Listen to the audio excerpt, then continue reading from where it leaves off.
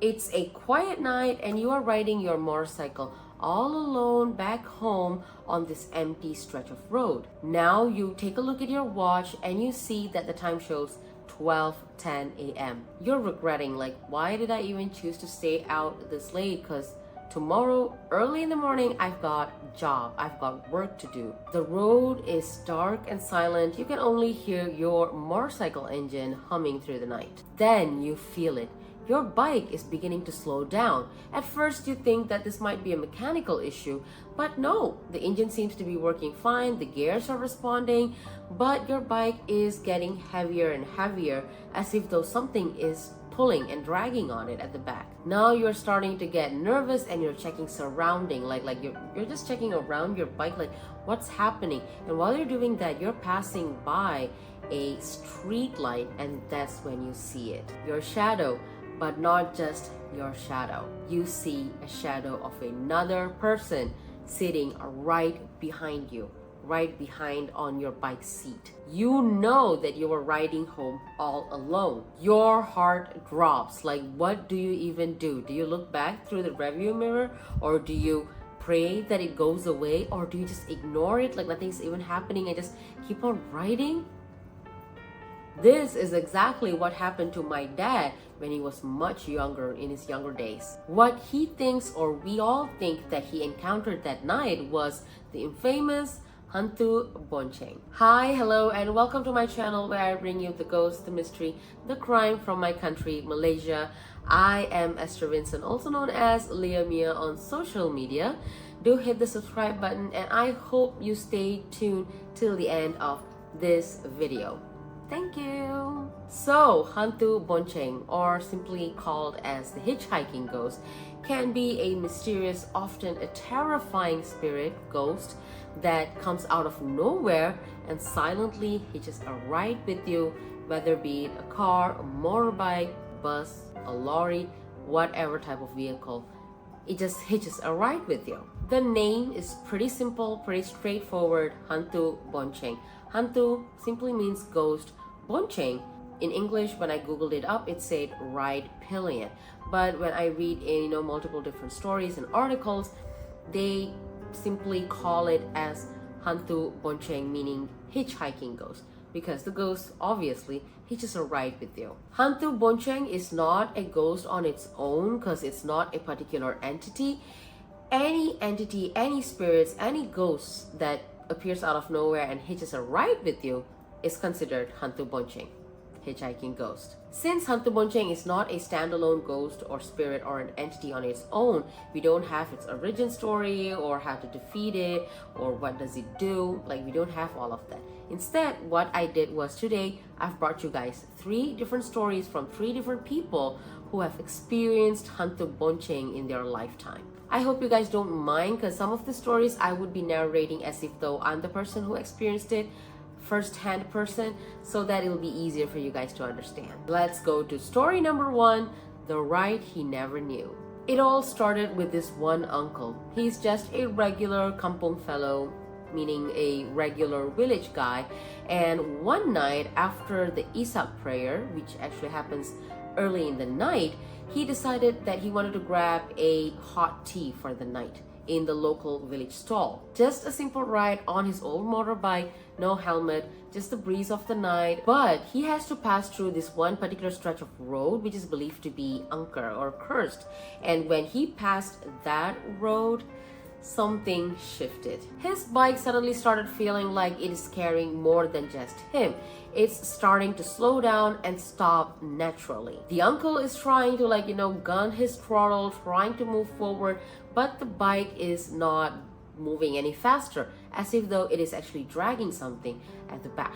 That's when he saw another villager coming on his bike on the opposite way, like going the opposite way. So as a fellow villager, he looked at the person and he honked and waved. Instead of waving back, that man stared back at the uncle with wide eye, and he sped off that road right away, not even waiting for like a single second. The uncle frowned and muttered to himself, like, what is up with that guy? A few meters after passing through the cursed road, now the uncle would come by to a wall where the local village boys used to play guitar and hang out at night. So he was passing by that road when those boys saw the uncle.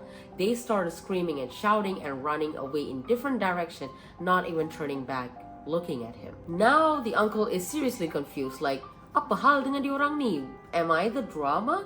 Why is everyone acting so weird all of a sudden? So he looks around his bike to see is anything wrong with him or his bike, but nothing seems to be out of place. Everything seems to be normal. So he shrugs it off and continues his way to the stall. Finally, when he reached the stall, he did not park right in front of the stall. Like, he parked it at the side of the stall near some bushes, and he walked into the stall. He saw some villagers over there, so he sat with them, ordered his tea, went about the night as if nothing happened. After about an hour or so, uncle is starting to get tired. It's getting late into the night, so he decided, it's time to get back home. So he goes back to his bike, and when he unparked his bike, now his bike feels normal back again. It's not heavy, it's not dragging, it's able to move as per usual, as if though everything is back to normal. But the next morning, the whole village was talking about it. Word spread out like wildfire through the village, saying that the uncle was seen riding his bike with an unidentified woman sitting at the back, wearing a long, flowy, white robe kind of a cloth, with her long hair covering her face, and no feet resting on the foot pegs of the motorbike. She was just floating at the backseat of uncle's bike. People swore they saw her. The man who passed uncle from the opposite side, the boys at the wall, they all described of the same looking woman or an entity. They all described the entity having wide red eyes, pale skin, and just floating and riding quietly behind uncle. But the uncle though, he swears and says that he did not feel anyone at the back seat. He was riding all alone the whole night. He mentions that he did not feel anything cold or anything touching him, not even a slight aura except for the bike getting heavier. Other than that, he says that he has been all alone the whole night. And we all guess that's the reason why uncle didn't fall sick, because normally people who encounter this kind of entities or this kind of experience, normally they fall sick. But uncle, he was just lucky that he did not look at the rearview mirrors. He did not see that thing at the back, so he never fell ill. He went on his life as per usual. Crazy, isn't it? Like, ugh. Anyways, let's not waste time. Story number 2, the last ride. The names in the story might have been changed. I'm not sure. I read the story in a forum. So this happened to a food delivery rider. His name was Hafiz. It was during the month of Ramadan, the fasting month for Muslims, and he was doing some deliveries throughout the night, and now it was already very late into the night. It was about 2:30 a.m. when he received a specific order in his food delivery app. It simply requested for nasi lemak bungkus and teh ais limau.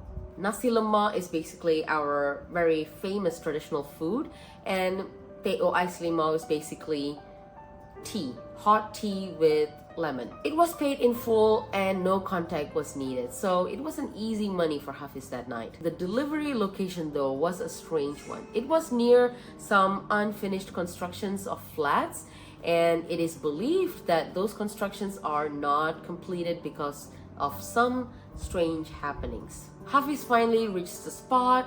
There was no light. It was pretty dark. It was quiet. The only noise that he could hear was people testing the microphone in a distant mosque for the sahur call. So he drops the food, snaps a picture, sends it through the app, and turns to leave. That's when he hears a voice. Abang, boleh tumpang? In English, that means, brother, can I hitch a ride? He got shocked out of his wits. Like, turning, he saw a girl standing there wearing a perfectly clean white baju kurung. Like, the baju kurung was like too perfect, too flawless, too clean. And she had hair brushing all the way to her waist, closing half of her face. Like, Hafiz couldn't even see the girl's face properly. Something in his guts said no. But this place was such a secluded, quiet, empty place. So his mouth automatically said, okay, dekat je kan? Which means, okay, Is it nearby? She nodded and he said, okay, fine. Come on up. And she hopped on his bike. So Hafiz starts the bike and the ride starts, but the bike sagged on. Like Hafiz felt his bike was dragging as if though he had picked up more than just that girl. They rode in silence, but after a couple of minutes, this girl sitting at the back, she leaned forward towards Hafiz's ears and tells him, Abang tahu tak, jalan ni tak bawa abang balik rumah, which means, brother, do you know that this road does not lead you back home?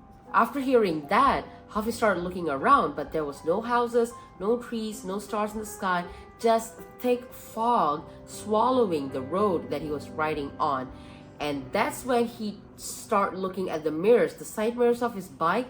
He saw the girl sitting at the back, creepily smiling, looking into the mirror, directly looking at him, like she's smiling into the mirror. And when he's seeing the mirror, he can see her doing this creepy ass smile, looking into that mirror. Their eyes locked through that mirror, and that's when Hafiz started to notice that this girl do not have any feet, just baju kurung till the end, and there's nothing, no feet at the bottom. He panicked, and that's it. His bike swerved, but fortunately he was able to manage it. He brought the bike to the side of the roads around the grass. He slammed on his brake and jumped out of the motorbike. He wakes up right away looking around for that girl, and there is no one there, just a wet trail of long black hair at the backseat of his bike. That's when his phone buzzed. When he took the phone, he saw that the app, the food delivery app, has no trace of the order made.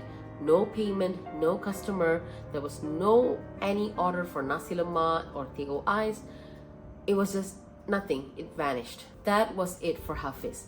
He contemplated, thought about it, and 2 days after this incident, Hafiz decided to quit his food delivery job. In my personal opinion, this story was even creepier than the first one, because he literally spoke with whatever that is, the entity, the spirit, whatever it was. He spoke to her and it spoke back to him. Can you believe that? No. No. And coming to the final story for this video, the stranger in the back seat. This story is not from Malaysia, but from Pakistan. Now, this is a story that my grandpa always used to tell, always in a low voice, always after sunset, trying to spook the grandchildren up. Back in the late 70s or 60s, Grandpa could not remember that well. He was riding his car all alone in a windy, foresty, mountainy road in Pakistan, and it was already well into the night. This was through dense forest where even your car's headlight, it does not clear it up too far away. Then out of the fog, he saw a man standing at the side of the road, waving, trying to stop the car deliberately so that he can hitch a ride. My grandpa couldn't see the man's face clearly because, it was dark, it was nighttime, and it was misty, but it was in the middle of nowhere. So those days, people, they used to help out. They would stop and give whoever that's wanting a ride, because not everyone used to have bike or car back in the days. So out of that good heart, my grandpa stopped and invited the man into the car. But the man, though, he opened the back door of the car and hopped in quietly. My grandpa glanced at him through the rearview mirror and invited him to come and sit up at the front. But that man did not respond, did not move. He just sat there quietly. Grandpa, not wanting to make the guy feel uncomfortable, he stopped glancing at him through the rearview mirror and they drove in silence. But soon enough, the air in the car started getting really cold and heavier, as if though something else climbed into the car with that man. Then the mumbling started, low, broken whispers. The man started to whisper and mutter as if though he is talking with someone who isn't there. Or even worse, maybe it was someone that only he could see. The voices even changed. Suddenly it was a deep voice, suddenly it was a very soft voice. He was changing between these two. Then, in a feminine whisper, he said, quote, "I wouldn't look at me. You will not like what you see." End quote.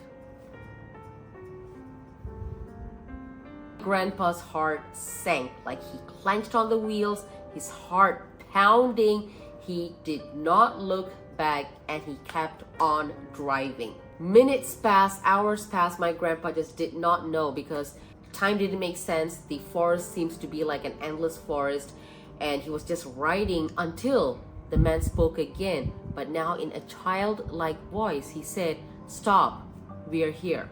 Grandpa stopped the car, and when he glanced at the side, he realized that they are at a very old, crumbling down gate of a cemetery. Then that man leaned forward and held a crumpled 5 rupee note to my grandpa, and my grandpa managed to say, "There's no need to pay." But that man insisted on my grandpa taking that note, saying, "Take it, you've earned it." Something in that man's voice made my grandpa take that $5 bill. Right when my grandpa took it, that man opened the door, left the car, closed the door, and started walking towards the cemetery. That was it. My grandpa had enough. He took off immediately. But just a couple of meters away, curiosity took the better of him. He glanced at the rearview mirror to see what is happening with that man who's walking towards the cemetery. But there was no one, no man, no human being, just the old crumbling cemetery gate and the fog. Thank God my grandpa got back home safe, but he was pale, shaking, scared out of his wits, full of sweat because of whatever that he experienced that night. My grandma even said that he didn't speak for a couple of hours after that. He kept that crumpled up 5 rupee note given by that strange man, and he always mentioned that that note felt cold to the touch.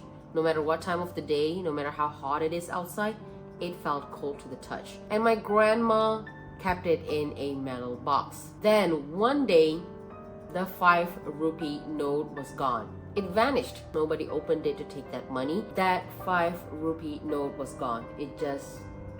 So you guys, how was these stories? Especially this last one. The 5 rupee note that the grandpa kept, that was literally a proof of his story. And that 5 rupee note stayed a 5 rupee note for quite some time, because I've heard of multiple different stories where money that was paid by this entity, it either changes into dry leaves the next day, or it becomes like, hell notes, Chinese hell notes. But this 5 rupee stayed as a 5 rupee for a long time until it vanished. So it was a proof of grandpa's story.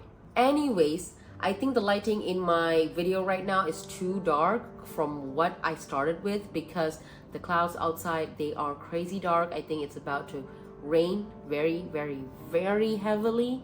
So everything is super dark right now, and I'm sorry for that. But I hope you guys liked the 3 stories that I've brought today in regards with Hantu Bonceng, the hitchhiking ghost. I'm sure many of you guys out there would have had some sort of experience with this hitchhiking ghost, or know someone who had this kind of experience. And if you do, please do write them down. Leave those in the comment sections below. I love to read them. Like I always say, I love a true story, a real story. I am not gonna drag this anymore. Thank you so much for tuning in. Please leave me a thumbs up, subscribe. That really does help the channel. And I will be coming back to you guys again with another ghost, mystery, crime from my country, Malaysia. Until then, take care and stay safe out there. Bye.